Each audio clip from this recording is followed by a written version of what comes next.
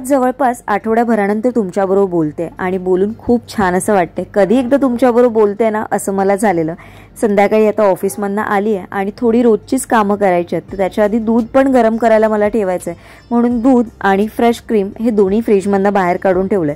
कारण fresh cream हे फ्रीजरमध्ये ठेवलेलं असतं, त्याच्यामुळे ते थोडी वितळायला वेळ लागतो। आता गरमी आहे तर पटकन वितळतं, पण काय होतं ना त्याचं टेम्परेचर पण मग खरंच खूप वाढलं जातं, म्हणून मी फक्त एक थोडंसं 10 मिनिटांसाठी ते बाहेर काढून ठेवणार आहे। म्हणजे त्याचा जो बर्फ झाला असेल ना तो बाहेर म्हणजे थोडासा थंड होईल आणि नंतर मग फ्रीजरमध्ये ठेवून देणार आहे। इथे तुम्ही बघू शकता ही ट्रोपोलाइटची 1 kg ची क्रीम आहे, हाच मी आणते। हे 140 रुपयाला मिळते आणि याच्यामध्ये ना ही स्वीट असते, त्याच्यामुळे तुम्हाला जर आईस्क्रीम किंवा केक जर बनवायचा असेल तर तुम्ही ही वापरू शकता।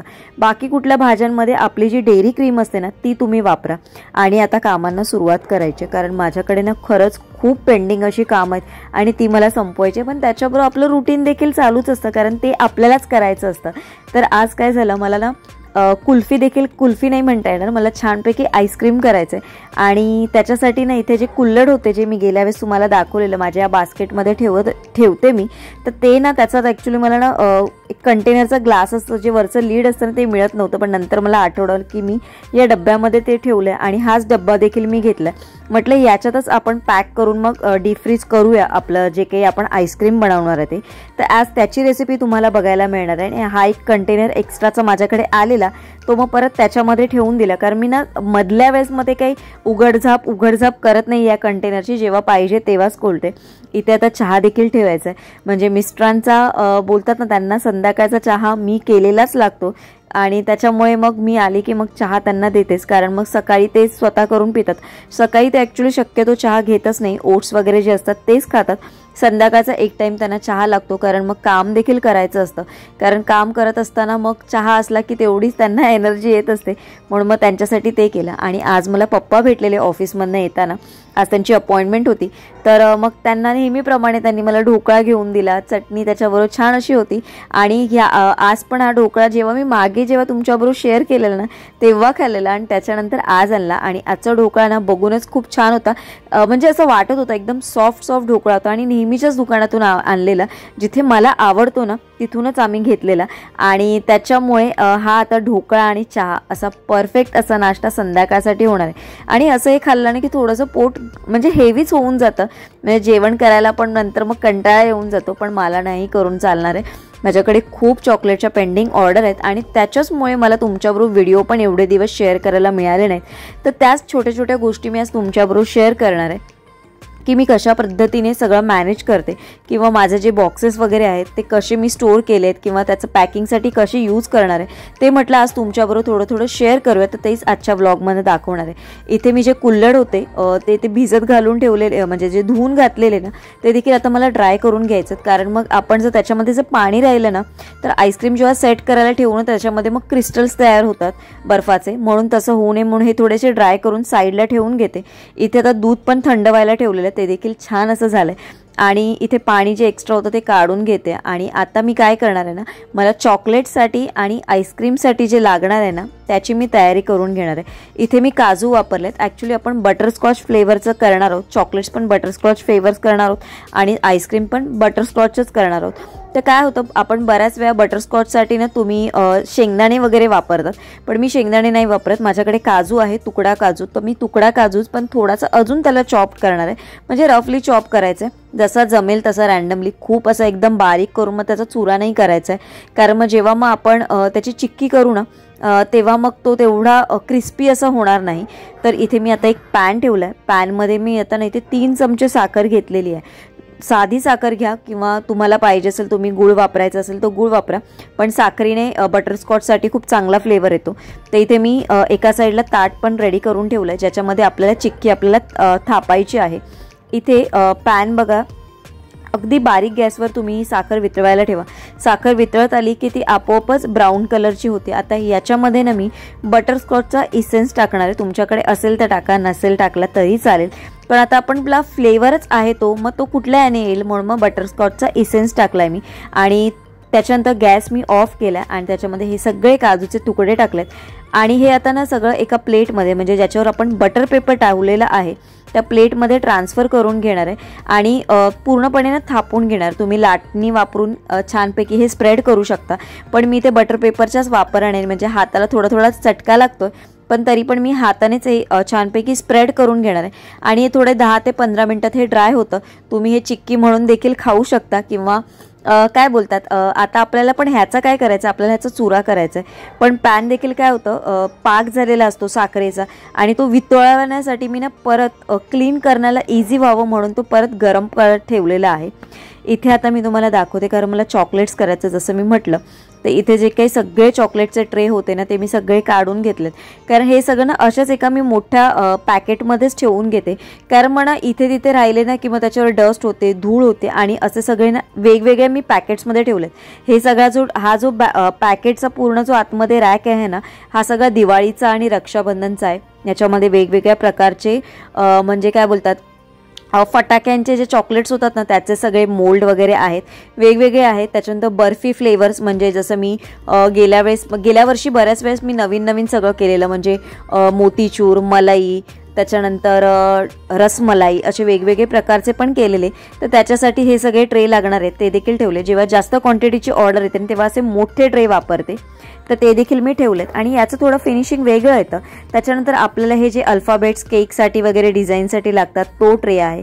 हा ट्रे माझा खूप फेवरेट आहे. गोल्ड कलरची चॉकलेट्स आहेत, आणि हे जे आहेत ना हे बार, म्हणजे जे आपले आपण कुठलंही म्हणू शकतो, डेअरी मिल्क वगैरे जसं बनवतो तशा पद्धतीचा तो बार आहे, म्हणजे जे आपलं जे रॅक आहे त्याच्यामध्ये चॉकलेटचा.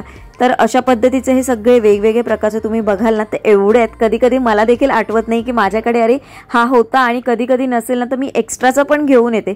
आणि हे जे आहे सिलिकॉनचे, हे मी वेगळे ठेवलेत. हे केकच्या आयसिंगवर डिझाईन करण्यासाठी लागतात, तर ते वेगळेच ठेवलेले आहेत. असं वेगवेगळं थोडं पॅकिंग करून ठेवलं आहे. कधी कधी मलाच प्रश्न पडतो की अरे कुठले बॉक्स आहेत, कुठले संपलेत, तर ते गडबड होऊ नये म्हणून मग मी पण एकदा बघून घेते की माझ्याकडे काय काय आहे आणि काय काय नाही.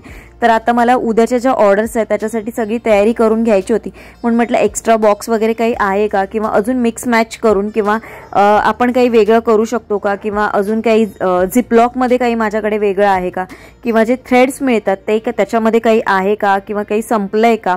कारण मला हॅम्पर बनवायचं आहे. तर हॅम्परमध्ये ना छोट्या छोट्या गोष्टींना बऱ्याचशा यूज होतात. जसं कार्ड आहे, तर हे मी ना प्लेन कार्डच ठेवते, म्हणजे तुम्हाला जो पाहिजे तो मेसेज तुम्ही त्याच्यामध्ये लिहून तुमच्या डिअर वनला, म्हणजे जे काही ज्यांना तुम्हाला गिफ्ट द्यायचं त्यांच्यासाठी तुम्ही हे ह्याच्यामध्ये आरामात लिहू शकता छानपैकी. म्हणून मी प्लेनच कार्ड असं वापरते. आता हे सगळं पॅक करून ठेवते, कारण मग मला ना फक्त बघून ठेवायचं होतं मला की काय काय. तर मी बघण्यासाठी म्हणजे हे ओपन केलं, तर मी म्हटलं चला तुमच्याबरोबर पण शेअर करते, तुम्हाला कसं वाटेल. की नमस्कार, शुभ सकाळ, सुंदर अशा दिवसाच्या सुंदर अशा शुभेच्छा. मी प्राजक्ता आपल्या त्या नवीन ब्लॉगमध्ये तुमच्या सगळ्यांचं खूप मनापासून स्वागत करते. आज बऱ्याच दिवसांनी ब्लॉग शूट करायला घेते, खूप छान वाटतंय आणि एक्सायटेड आहे. आज बऱ्याच दिवसांनी नवीन एक ब्लॉग आणि पुन्हा छानशी एनर्जी घेऊन तुमच्याबरोबर ब्लॉग शेअर करते. आय होप तुम्हाला तो आवडेल. आणि काय झालं, बरेच दिवस ब्लॉग म्हणजे मी बोलतात म्हणजे मला करायची इच्छा असून सुद्धा मी करू शकले नाही, कारण खूप म्हणजे काम खूप होतं. मला ऑफिसमधनच येऊन मी खूप दमत होते, आणि सध्या ना माझ्याकडे थोड्या ऑर्डर्स आहेत, तर त्या ऑर्डर्समध्ये पण मी बिझी होती. आज मी तुम्हाला आजच्या व्हिडिओमधनं बऱ्यापैकी थोडंफार दाखवलंय की माझी ऑर्डर्सची कामं कशी असतात. ऍक्च्युली मला आजच्या व्हिडिओमध्ये तुम्हाला बऱ्यापैकी कव्हर म्हणजे चॉकलेट्स वगैरे सगळं दाखवायचं, पण मला वाटत नाही आजच्या व्हिडिओमध्ये मी ते सगळं तुम्हाला दाखवेन. कारण काय झालं, मिस्टर पण बरेच दिवस म्हणत होते की तू घरी आईस्क्रीम नाही बनवलंस आणि आता उन्हाळा चालू झाला तर बनवशील का. तर मी म्हटलं ठीक आहे चला. तर आज म्हणून मग ती आईस्क्रीमची रेसिपी मी आज तुमच्याबरोबर शेअर करणार आहे.